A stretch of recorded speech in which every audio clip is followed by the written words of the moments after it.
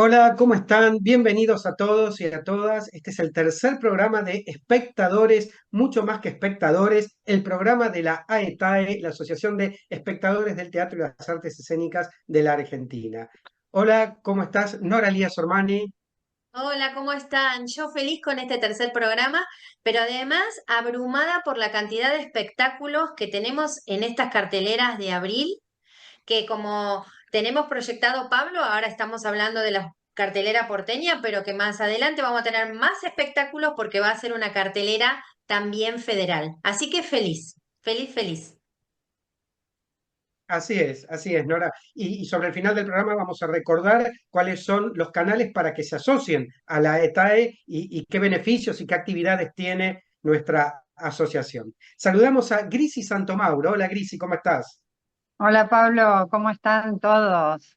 Bien, muy bien, y también como Nora, con muchísimos espectáculos de danza, pero con una particularidad que la danza, viste que tiene periodos mucho más cortos de estar en cartel, así que bueno, estamos corriendo detrás de todos los estrenos, y es casi un reclamo esto, que haya un periodo más largo para poder ver toda la cantidad de espectáculos que se muestran ahora en Buenos Aires y que son todos realmente de excelencia.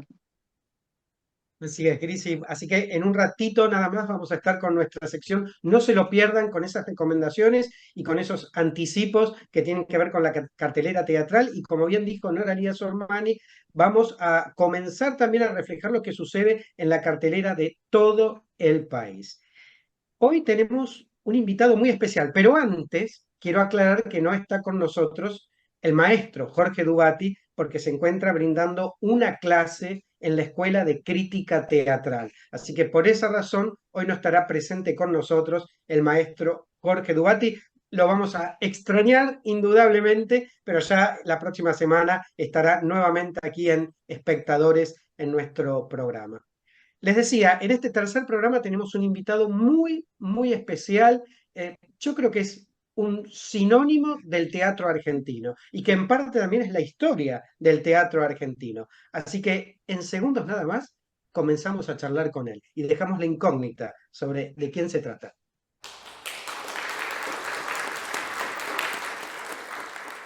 Vamos a conversar con una figura destacadísima de nuestro teatro. Decíamos, gran parte de la historia de nuestro teatro lo atraviesa él y él atraviesa a la historia de nuestro teatro. Es realmente un honor tenerlo con nosotros hoy, al gran maestro, al gran director, actor Santiago Doria. Hola Santiago, ¿cómo estás? Hola, qué gran. Muchas gracias por todos los gran. Merecidos, merecidos. Bueno, un placer, Santiago, tenerte en este tercer programa de espectadores, mucho más que espectadores, el programa de la AETAE. Y Santiago, para comenzar, qué buen marco tiene Santiago de fondo, ¿eh?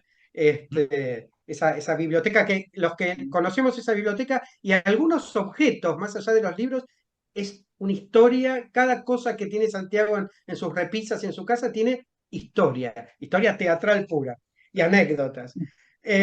Santiago, para comenzar esta charla, quiero que hablemos de Églogas de Amor, esta propuesta que se va a ofrecer el viernes 25 en el espacio experimental Leónidas Barleta, allí en Diagonal Norte, casi la 9 de julio. Contanos un poco, en principio es una única presentación. Claro, porque Églogas de Amor es un espectáculo armado con dos églogas que son las dos últimas églogas de lo que se llama el cancionero de Juan de la Encina. Juan de la Encina es un autor muy importante del Renacimiento español, es uno de los primeros considerados, porque era poeta, dramaturgo, músico, traductor, y su obra, El Cancionero, por ejemplo, fue una de las primeras obras editadas con el autor vivo, porque él vive entre en 1400, espera que lo tengo por acá porque nunca me acuerdo bien alguna que otra fecha, sí, 1468 a 1529 en esa época, época bien de los reyes católicos. Y está considerado como también el padre de los villancicos. Es más, las églogas de amor, esas dos églogas que son parte de lo que se llama el cancionero, están vinculadas a 4 villancicos dentro de esas églogas. Y hay un doctor en musicología que se llama Guillermo Lupi, que estuvo haciendo toda una investigación sobre Juan de la Encina y a partir de allí se comunica conmigo porque él estaba en ese momento estudiando en California y me propone hacer un espectáculo con esas dos églogas de Juan de la Encina, porque es la primera vez que se representa, por lo menos en esta época contemporánea, y mucho más en Buenos Aires, una pieza de Juan de la Encina, porque implica un esfuerzo muy grande, hay que hacer toda una adaptación, hay términos que son muy arcaicos, y lo mismo pasa también con la música. Santiago, ¿quiénes forman parte de esta experiencia tan particular, tan inusual en nuestra cartelera? 4 integrantes de la Compañía Argentina de Teatro Clásico que fueron, digamos, elegidos, seleccionados por Guillermo Lupi, el ideólogo de todo este evento. Y los 4 integrantes son Mónica D'Agostino, Anaí Gada, Andrés D'Adamo y Mateo Chiarino. Mateo Chiarino también estuvo a cargo de la adaptación del texto y además Marcelo Duto es el director musical y tenemos un laúd, un cello, 2 violas. Es muy interesante porque son cuerdas y viento, ¿no? Las 2 actrices y los 2 actores cantan los 4 villancicos que forman parte de las 2 églogas. La égloga es algo así como un subgénero literario que, del cual era muy experto y hay un montón de élogas hechas por Juan de la Encina precisamente. Y los villancicos también. El aspecto musical de esta propuesta es bien interesante porque así como la palabra nos traslada a un tiempo, también la música acompaña, ¿no? Ese viaje que vamos a hacer. Sí, sobre todo los villancicos, porque son villancicos muy difíciles de interpretar. Es más, son a 4 voces. Cada uno de los integrantes del grupo, cada actor y cada actriz tiene una voz diferente que se empalma con la otra, y todo eso llevado en la totalidad por todas las cuerdas y el viento. Entonces, el director musical tiene que estar constantemente en el escenario, porque no solo dirige a los músicos, sino también a los cantantes. Es un trabajo muy, muy de filigrana con respecto a lo musical. Y lo que tiene de interesante dentro de la investigación que ha hecho Guillermo Lupi respecto a Juan de la Encina es el valor tan académico que tiene como realización este evento, pero que al mismo tiempo, yo lo comento en una gacetilla, que desde el punto de vista de lo académico es interesante para todo aquel investigador y para todo aquel amante de los comienzos del teatro español, porque son como las raíces del teatro español. Pero también al mismo tiempo a un público, eh, digamos, teatrero, un público acostumbrado a ir al teatro, puede también ser una experiencia interesante, divertida y reflexiva, ¿no? Con respecto al hecho teatral.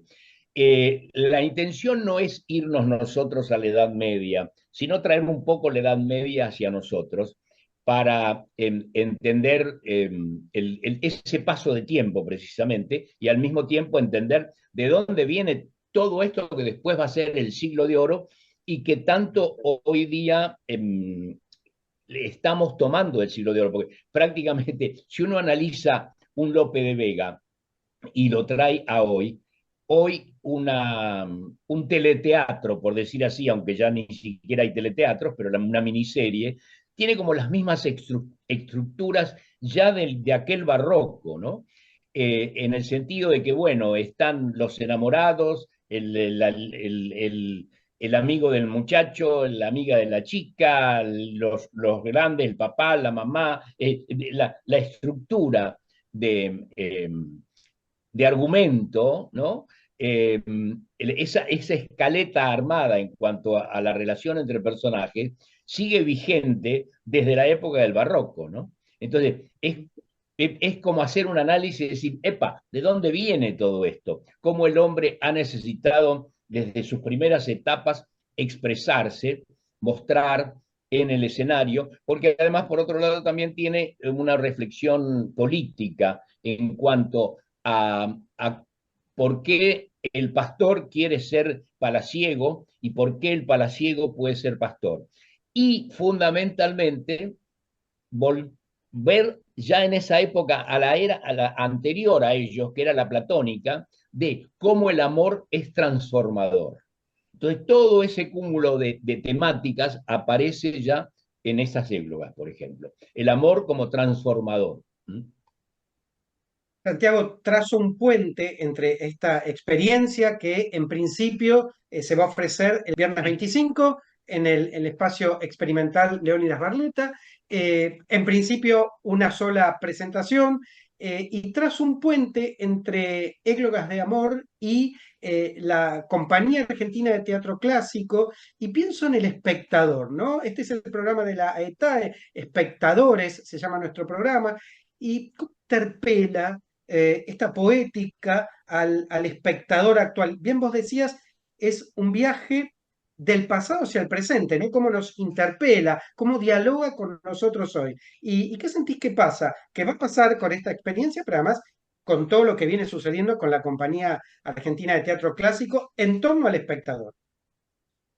Yo creo que el espectador, por empezar, en una escuela de espectadores, un grupo de espectadores, ya tiene una formación en sí de lo que la palabra mismo implica, ¿no? El acostumbrarnos a ver teatro, como un club de lectores sería de alguna manera un acostumbrarse a la lectura, un estar en contacto con la lectura. En una escuela de espectadores uno le enseña a ponerse en contacto con el teatro y que todas las ramas del teatro pueden ser abordadas desde algún lugar. En el caso de la poética, es no solo la reflexión en cuanto al tiempo, por ejemplo, en esto del amor como transformador, que lo podemos ver a través de todas las épocas, porque es un tema prácticamente atemporal y eje, el amor y el tiempo son dos, por lo menos para mí, dos temas fundamentales en cualquier ser humano. Los temas fundamentales del ser humano son el tiempo y el amor. El tiempo en el sentido de que todo está a tiempo, a destiempo, vivimos con la palabra tiempo, tenemos tiempo para qué, nos falta tiempo para qué, la vida está hecha de tiempo y precisamente por eso tratamos de no perder el tiempo, pero el tiempo es una temática muy importante. Y así como el tiempo es una temática importante, también lo es el amor. El amor, el desamor, los enredos, la virtud que tiene el amor de transformarnos, cómo se siente uno cuando está enamorado, cómo se siente uno cuando está desamorado, el amor filial, el amor fraternal, es decir, los distintos tipos de amor. Entonces, el tiempo y el amor son temas que nos movilizan. Por lo tanto, cuando están representados de alguna manera en un escenario para la reflexión del público, el público se siente acariciado en algunos momentos, movilizado fundamentalmente. Cuando hablamos de amor y del tiempo, desde algún buen camino, llegamos al espectador de una manera muy, muy impactante en todos los sentidos, ¿no? ¿Cuántos títulos llevan realizados con la compañía? Con la compañía, este sería nuestro quinto título, porque venimos con La discreta enamorada de Lope de Vega, El lindo Don Diego de Moreto, La celosa de sí misma de Tirso de Molina, Los empeños de una casa de Sor Juan Inés de la Cruz. Durante la pandemia hicimos para un trabajo de Teatrix Tu cuna fue un conventillo de Bacareza. Ahora estamos con Las églogas de amor y ni bien, y seguimos trabajando a la par porque así como el 25 de abril estrenamos Églogas como única función, a partir del 23 de mayo, todos los viernes a las 20 también, en el Centro Cultural de la Cooperación, no en La Barleta, sino en la Solidaridad, estrenamos allá por el 20 tangos, que en la Compañía Argentina de Teatro Clásico, por llamarse precisamente Compañía Argentina de Teatro Clásico, si bien inicia su actividad con el barroco español, al llamarse Compañía Argentina de Teatro Clásico, nos permite también incursionar en el clásico argentino, que en definitiva es otra cosa que la derivación del clásico español, porque nuestro sainete criollo deriva específicamente del sainete español y de la zarzuela. Por lo tanto, vamos a hacer allá por el 20 tangos, que es un espectáculo con textos de Vacareza, Armando Discépolo, Cadícamo, José González Castillo, y eso va y juntado también, así como las églogas tienen villancicos, allá por el 20 tango, los fragmentos de sainetes están acompañados por tangos, milongas, chacareras y valses de esa época, ¿no? Que más o menos abarca entre el 1900 y 1930. Qué ganas de verlo, de ir a la solidaridad del CCC en la Avenida Corrientes. Quiero darle la palabra a Nora Elías Ormani. Vamos a hablar nuevamente de allá por el Veintitangos, pero vuelvo a lo que tiene que ver con los clásicos españoles y Nora quería hacer alusión a un aspecto muy particular en torno a esas propuestas. Sí, Santiago, en mi caso, lo que me da siempre mucha curiosidad es ese trabajo que tienen ustedes con el vestuario en este caso. El vestuario en estas obras del barroco español, ¿cómo es ese trabajo creativo, digamos, entre vos y los vestuaristas? El trabajo es lo que tratamos en todo momento de, eh, a través del vestuario, acercarnos a la idea de la época, pero jugar con la época. Eh, lo que hablaba un poco antes con respecto a las églogas, no ir a buscar el vestuario de un cuadro de Velázquez, sino traer el vestuario de un cuadro de Velázquez hacia acá. Por lo tanto, el vestuario no es una copia de un cuadro de Velázquez, es un intermedio, algo, o sea, si bien están tomados del cuadro de Velázquez, pero con un toque particular en cuanto, por ejemplo, que puede ser por las texturas, por los colores. Por ejemplo, para darte una idea, en La celosa de sí misma, Sí. llegamos a la conclusión que todos los personajes tenían un raye, ¿no?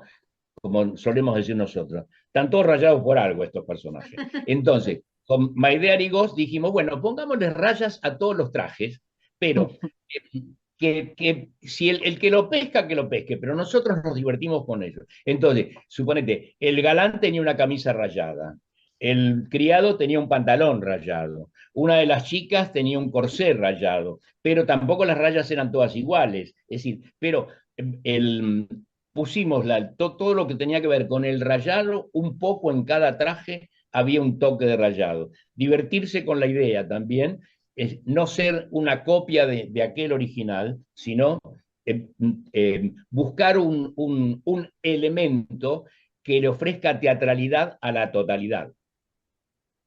Muy interesante. Santiago y Maide Arigós, una gran creativa, ¿no? Sí, sí.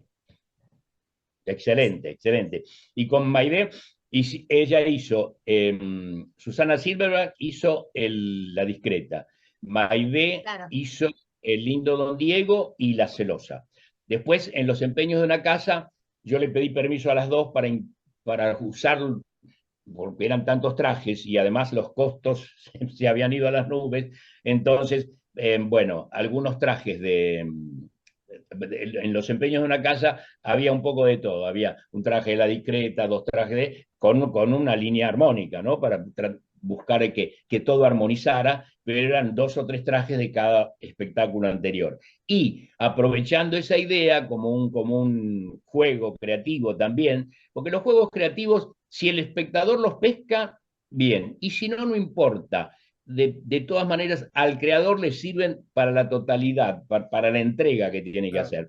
claro. Y entonces, así como usé trajes de las 3 obras, usé todos los elementos escenográficos de las 3 obras. Entonces, para los empeños de una casa usé los 2 bancos de La discreta enamorada, un cubo de El lindo Don Diego y un practicable de La celosa de sí misma. Puse todo, es como lo que le queda en la heladera a uno, ¿no?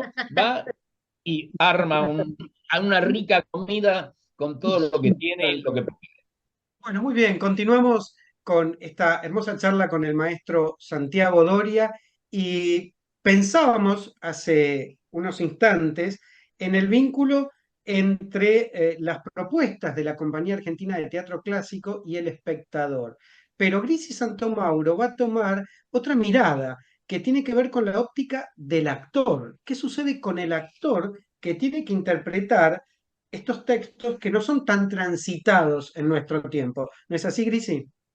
Exacto, sí, porque yo me pregunto y le pregunto a Santiago, ¿cómo hacer para la preparación de ese actor que no está acostumbrado a esos textos en verso? Y además quien los dirige tiene que tener una preparación, supongo, previa muy importante para poder transmitir, para luego recién pasar a la actuación, ¿no es cierto? Para poder transmitir el significado, el sentido, cómo y qué se dice. ¿Cómo se trabaja eso, Santiago? Llevar al escenario una obra de teatro en verso es un arduo trabajo, arduo pero emocionante.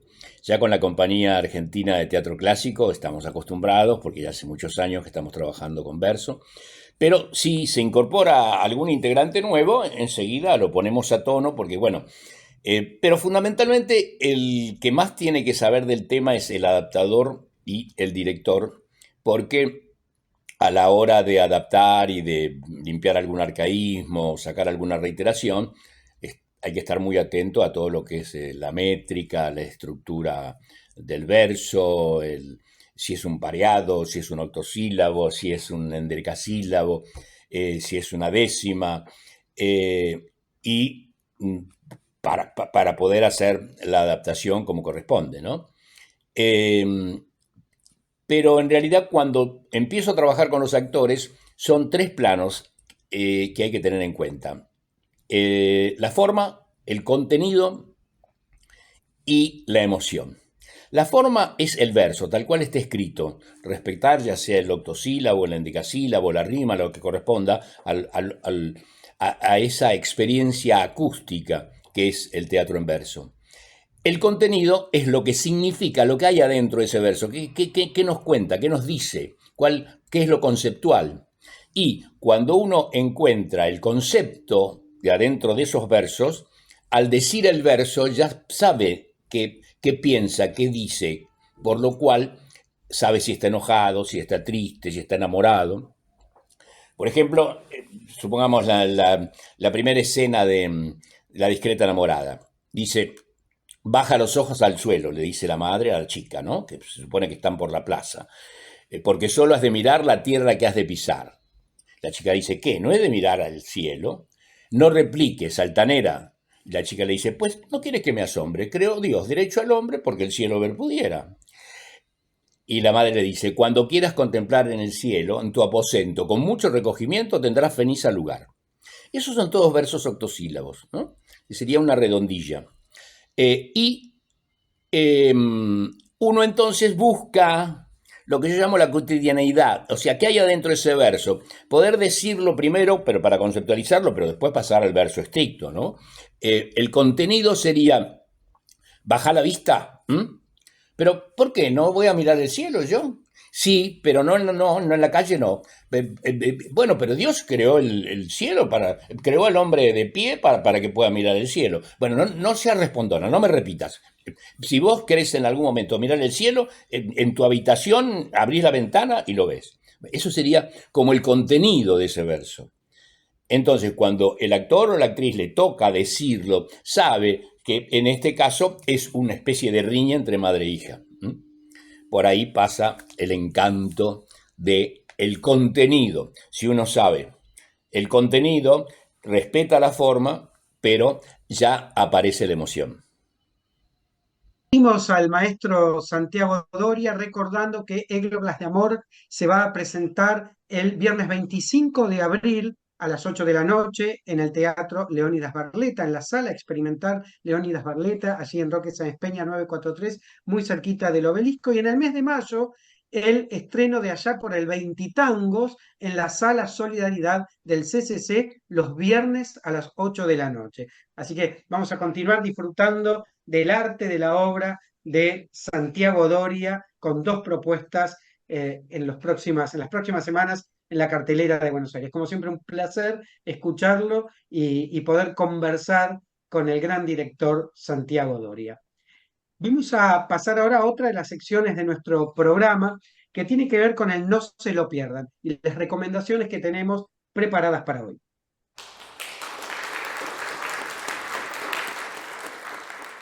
Vamos con el primer No se lo pierdan de hoy con Nora Elías Ormani. Muchas gracias. Mi no se lo pierdan de hoy tiene que ver con una obra para niños que se llama 24 toneladas. Es una obra que se estrenó en el 2023 y que sigue teniendo una repercusión impresionante. 24 toneladas es una creación de Mariano Bragán y de Paula Sánchez y está dirigida por Paula Sánchez. ¿Qué es lo interesante de 24 toneladas? Es que está basada en el hecho histórico tan lamentable que ocurrió durante la dictadura militar, que tiene que ver con la quema de libros en Sarandí, Avellaneda, en el año 1980. Ese es el motivo de la obra. Ahora, esta obra, y contada para chicos, está contada con una mezcla, con un ensamble, una combinación del lenguaje del circo con el lenguaje teatral.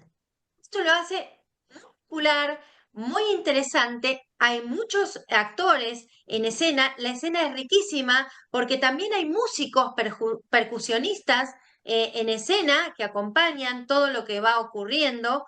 La escena tiene muchísimo humor, pero además nos está contando esta historia tan potente en la que, por suerte, también participa muchísimo el público, los niños. ¿Por qué? Porque en esta simbólica, digamos, representación de la quema de aquel año 1980, en esta puesta en escena hay dos grupos, los que defienden y quieren los libros en las bibliotecas porque leen, y aquellos militares medios bufonescos que vienen a quemar los libros. Ahí se da un desafío donde los espectadores niños empiezan a tomar partido, por supuesto, por los que leen y en contra de aquellos que representan a los militares de la dictadura. Lo que hace que la obra sea absolutamente interactiva, que los niños, sí, no, malo, todo eso, defendiendo en todo momento los libros. Además, en el fondo hay proyecciones animadas que, digamos, ayudan al transcurso de esta puesta en escena tan rica. Como decía, el lenguaje del circo, la música, el humor, las proyecciones que se dan en el fondo de la escena, todo eso para contar esta terrible historia de la quema de los libros, donde se nombra, por ejemplo, dos libros muy importantes que se quemaron en esa época de dos grandes escritoras de literatura infantil. Uno es La Torre de Cubos de Laura Debetach y otro es Un elefante ocupa mucho espacio de Elsa Bornemann, ¿no? Entonces dicen, los vamos a quemar y los chicos dicen, no, no, no, todo el tiempo participando. La obra es muy inteligente, está muy bien manejada por Paula Sánchez, su directora, y finalmente, por suerte, y porque es teatro, no ocurre el fatídico hecho que ocurrió efectivamente en esa época, sino que hay un plan en la que participan todos los chicos, que no se los puedo contar porque lo tienen que ver, que, bueno, por lo cual logramos salvar entre todos en la escena y en la platea, los espectadores, estos libros que querían quemar. Les cuento que 24 toneladas está este domingo a las 16, domingo 20 a las 16 horas en el Café Artigas, que queda en Artigas y Camarones, Artigas 1580. Cualquier cosa lo pueden googlear para ver, perdón, 1850, que es Artigas, como le digo, y Camarones ahí por el barrio de Paternal. Los que no puedan ir este domingo, porque además es domingo de Pascuas, pueden hacerlo a fines de mayo porque van a reestrenar en el Teatro Beckett, ahí en la calle Guardia Vieja 3560. Por lo tanto, no se pierdan 24 toneladas porque realmente es un acontecimiento muy importante por tratar sobre este tema tan angustiante, pero que en la obra tiene una gran solución. Muchísimas gracias, Nora Lía Sormani. Interesantísima propuesta y qué valioso recuperar la memoria a través del espectáculo y del teatro para las infancias. En este caso no se va a tratar de una crítica, pero sí de un adelanto, ¿no es así, Cris y Santomauro? Sí, sí, hoy no se lo pierdan, va para el ciclo de danza Al fin solos, que se realiza en el marco del festejo de los 30 años de la gran coreógrafa Brenda Angiel, que además hace la curaduría del espacio donde se realiza, que es el espacio Aérea, que es donde ella tiene su teatro, y para esta oportunidad ha convocado a 16 coreógrafos que divididos en 4 programas, ya transcurrieron 2 de los programas, no solo crean sus obras, sino que también las interpretan. En realidad, lo que hace Brenda para festejar estos 30 años de su danza aérea, ustedes saben que muchos conocerán a Brenda Angiel, yo no puedo olvidar allá por el 95 cuando estrena su espectáculo en el Centro Cultural Rojas, 3 partes y una pared, que fue una revolución en ese momento, porque era otro lenguaje para la danza, con otras dinámicas, con otras energías, con otras coordenadas, con otra forma de mover el cuerpo, que si bien era comparándola con las obras que nos presenta hoy Brenda, era mucho más simple, colgadas de sogas. Luego Brenda crea los arneses para tener una mayor posibilidad de movimiento en el espacio, porque lo que hace ella y que diferencia a esta gran coreógrafa de otras actividades con danza aérea que a veces son o más performáticas o más atléticas, es que ella fusiona la danza contemporánea, incluso el tango, con la danza aérea. En esta oportunidad, el programa número 3, que todavía no lo he visto porque se estrena mañana viernes. Este ciclo va los días viernes y los domingos. Los viernes a las 22 horas se realizan 4 obras interpretadas por sus propios coreógrafos. Algunos son coreógrafos ya reconocidos y otros coreógrafos emergentes, incluso algunos prácticamente recién salidos de la UNA, pero que muestran trabajos interesantísimos. Por eso esto, más que una invitación, es una incitación a que vayan al espacio aéreo. Para no olvidarme, les voy a mencionar los coreógrafos y las obras que se van a realizar este viernes a las 22 horas. Rizoma, de Zoe Benenson, Rulienta, de Chiara Maria Troisi, Limbótica, de Verónica Markovsky, y algo que a mí me parece muy, muy interesante, ¿Hasta cuándo?, que es de Brenda Angiel e interpretada por Brenda. Es muy singular porque tiene música de Beethoven mezclada con música de Sandro, y está en la línea de estos espectáculos que hemos visto, por ejemplo, la obra de la fantástica Margarita Valli a sus 81 años revisitando su obra, o Liliana Tocacelli en El Portón de Sánchez con coreografía de Roxana Greenstein, ambas de 70 años. En esta oportunidad Brenda también reflexiona sobre su vida, baila a sus 59 años, a pesar de tener un físico diferente, otro desgaste, pero también otras posibilidades, cuestiona los cuerpos hegemónicos, y se pregunta acerca de si tiene sentido, cuál es su vigencia, cuál es su lugar en este momento dentro de la danza contemporánea argentina. Así que me parece una cita sumamente interesante, no se lo pierdan. Brenda, para quienes no la conocen, el otro día la hija de una amiga me decía que quien había inventado la danza aérea en la Argentina era Flavio Mendoza. No, no, hay antecedentes muy anteriores, como por ejemplo, sí, claro, pero eso ocurre. Y cuando va gente joven, se maravilla de ver esto. Eso ocurre con Brenda Angel, que ha recorrido el mundo, literalmente, porque ha sido, desde que empezó siendo invitada por el American Dance Festival, luego fue al Holland Dance Festival, o el Festival de Danza de Holanda, a Miami, a Bogotá, a Rumania, a Barcelona, a China, a Rusia recientemente. O sea, ha recorrido el mundo. No se pierdan el ciclo Al fin solas. Este programa va el viernes a las 22 horas y el domingo a las 18 horas también, pero con un programa diferente. Eh, es Las Margaritas de Delfina Campagnoli, La sombra del vuelo de Dolores Martínez, perdón, sí, y Borde de Laura Lorena Feijó. Me disculpan, hay algunos coreógrafos que no conocemos, ya les digo, porque son emergentes, pero no se pierdan esta oportunidad. Les doy la dirección. Muchis- El espacio aéreo queda en Bartolomé Mitre 4272. Muchísimas gracias, Grisi Santomauro, como siempre, apasionada con tu especialidad que tiene que ver con la danza.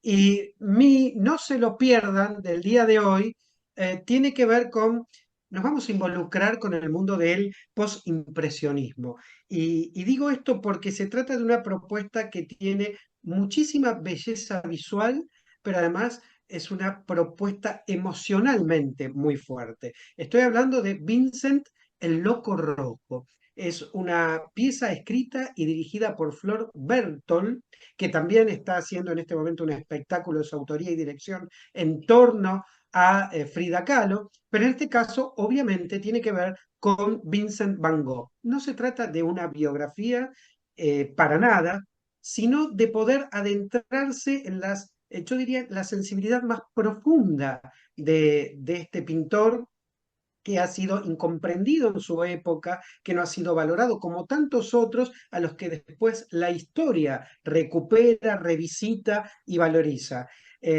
Evidentemente, la vida de Van Gogh ha sido una vida sumamente dolorosa y eso es lo que se muestra en esta propuesta, como les digo, escrita y dirigida por Flor Bertol y maravillosamente interpretada por Joaquín Bertol. Como les decía al comienzo, no se trata de una biografía, sino que se trata de ir a las entrañas de un hombre, de sus dolores, de sus pesares, en una, yo diría, epopeya en torno a ese camino transitado por Van Gogh. Pero además podemos pensar el espectáculo, y esto me parece sumamente interesante, como una propuesta que habla sobre el arte y el dolor que a veces implica ejercer la tarea artística. ¿No? Y me parece bien interesante poder hacer foco en esta cuestión, en esas falencias emocionales, en esa problemática que tiene que ver con la intimidad del artista. En este caso, Van Gogh, este loco rojo, como bautiza la obra. Y vuelvo a repetir, una epopeya a lo largo de su vida, pero tratando sobre la poética del artista, los traumas del artista, las inseguridades del creador y, por supuesto, la incomprensión social en torno a su obra. Yo les decía que nos involucramos en el mundo del postimpresionismo porque la escenografía de Kelly Bertol es fantástica, tanto como las imágenes en video de Guillermo Bertol. Los Bertol son una familia fantástica que se dedican al teatro y a las artes plásticas, como les digo, Joaquín Bertol protagonizando este unipersonal de un gran anclaje monologal, porque realmente uno ingresa en el pensamiento de Van Gogh. Es casi un ejercicio catártico de este personaje. Una maravilla la interpretación sensible de Joaquín Bertol. Pero además todos los Bertolt, con Flor en la dramaturgia y la dirección, con Kelly en la escenografía y con Guillermo Bertolt en el video, permiten conjugar una escena que parece pintada por Van Gogh y parece tan desgarrada como la vida de Van Gogh. No se lo pierdan, no se lo pierdan. Los sábados a las 8:30 de la noche en el Teatro El Grito, que queda en la calle Costa Rica y Humboldt. Por Costa Rica, entre Humboldt y Juan B. Justo, en el corazón de Palermo, Teatro El Grito, Vincent el Loco Rojo, sábados 20:30, imperdible de la cartelera de Buenos Aires, obra que ya lleva varias temporadas y que ha ganado incluso en Mar del Plata el premio Vilches, un prestigioso premio que se entrega en la ciudad de Mar del Plata. Esa ha sido mi recomendación del día de hoy.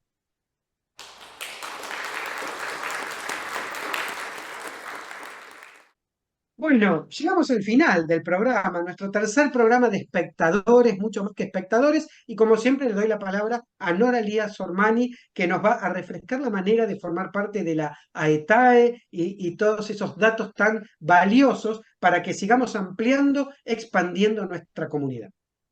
Sí, la Asociación Argentina de Espectadores del Teatro y las Artes Escénicas tiene su mail, espectadoresteatrales@gmail.com. También tiene su Instagram, aetae.argentina. Y tenemos un blog donde hay artículos de Pablo, hay artículos de Jorge Dubati, de Laura Silento, de Natacha Cos, que se llama aetae.blogspot.com. Por todos esos medios se pueden comunicar con nosotros, también ponernos comentarios acá en nuestro programa. Así que gracias por acompañarnos y deseamos que todos los oyentes empiecen a formar parte de esta gran asociación. Así es, Nora. Bueno, llegamos al final del programa. Muchas gracias, Nora Lía Sormani. Muchísimas gracias, Grisi Santomauro. Le mandamos un saludo a la distancia al maestro Jorge Dubati, que en este momento está dando clases y por eso no nos puede acompañar. Y envidiamos mucho a sus alumnos que deben estar escuchando esa maravillosa clase del maestro Dubati. Un hermoso programa hemos tenido con otro maestro, Santiago Doria. Nos volvemos a encontrar en una semana con espectadores, mucho más que espectadores, y como siempre agradeciéndole a Mariana Dubati, que maneja desde la estratosfera, diría yo, todo lo que tiene que ver con la salida al aire de este programa. Muchísimas gracias a todos y nos reencontramos la semana que viene.